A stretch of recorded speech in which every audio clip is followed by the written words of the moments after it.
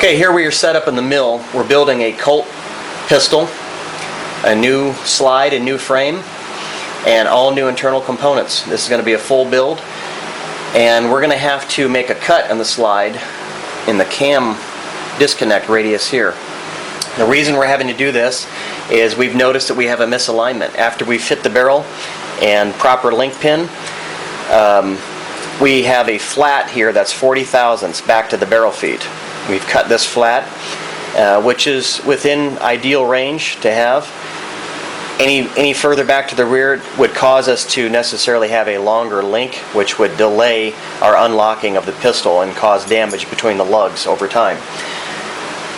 So our alignment of the disconnect is represented right about here, meaning that the disconnect is not elevated high enough to have good contact between the sear legs and the disconnect.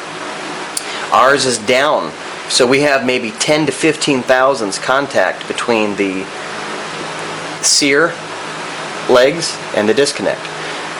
The solution is going to be to move forward slightly, 20 to 30 thousandths forward, the disconnect cam radius here. We've got a special cutter set up that's going to move this forward.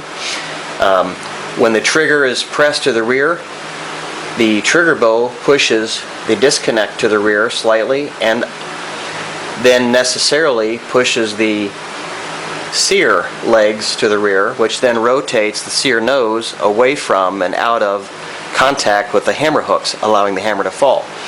Now, what keeps the weapon from going full auto is the disconnect. When the slide moves to the rear under recoil, the disconnect is necessarily pushed downward, recessed into the frame, moving itself down and away from the sear legs so that the trigger is no longer connected to the sear, hence the name disconnect. Our problem is that when the weapon is in battery, meaning the slide is fully forward, we are practically disconnected. So we need to move this slot forward just a bit so that we actually have a little bit more engagement surface between the disconnect and the sear legs. So I'm going to turn the camera off, get the cutter set up, zeroed in, and I'll turn the camera back on for the cut.